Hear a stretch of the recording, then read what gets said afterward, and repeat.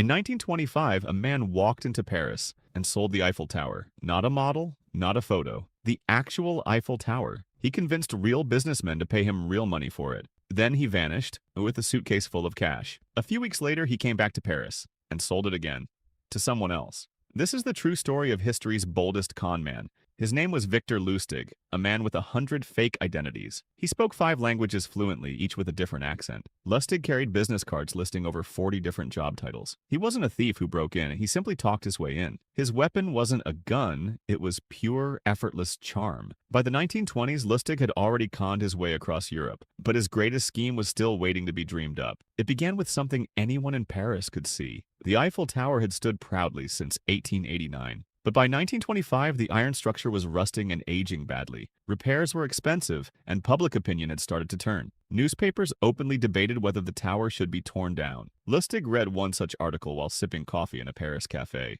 A slow, sly smile spread across his face. He had just found his next brilliant, audacious idea. What if someone convinced people the tower really was coming down? And what if that someone offered to sell it scrap metal first? Lustig began forging official government stationery in secret. He studied how real French ministry officials spoke and dressed. Every fake detail had to feel completely convincing. He needed the right targets. Wealthy, ambitious scrap dealers. Lustig quietly began drawing up his list of victims. Lustig booked a luxurious suite at the Hôtel de Crillon. It was one of the most prestigious hotels in all of Paris. He introduced himself as the deputy director of the ministry. His forged credentials looked flawless under the hotel's soft lighting. He invited 5 top scrap metal dealers to a private meeting. Each believed he'd been personally, secretly selected for this deal. None of them suspected a thing. Around a polished table, Lustig explained the government's decision. The tower, he claimed, was too costly and dangerous to maintain. It would be dismantled and sold quietly as scrap iron. He stressed the matter was sensitive and had to remain secret. Public outcry, he warned, could delay or even cancel the plan. The dealers nodded seriously, honored to be trusted with the secret.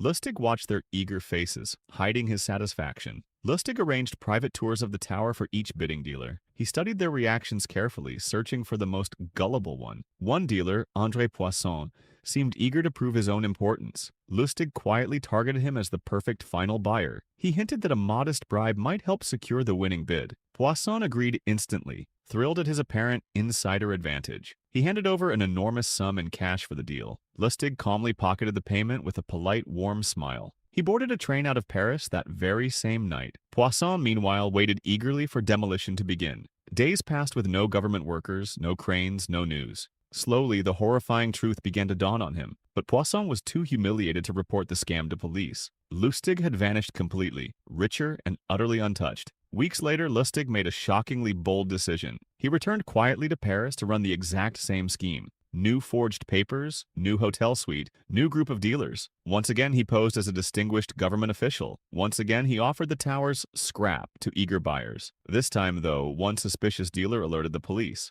Officers rushed toward the hotel where Lustig was meeting his marks. But Lustig noticed the warning signs just in time to flee. He slipped quietly out through a side door, unnoticed and unbothered. Once again, he disappeared completely into the streets of Paris. Selling the Eiffel Tower twice became his most legendary con. Lustig later moved to America, running even bolder scams there. He was eventually caught, not for the tower, but for counterfeiting money. Convicted and imprisoned, he spent his final years at Alcatraz. Yet his boldest lie, was selling a landmark that wasn't his, still amazes people a century later.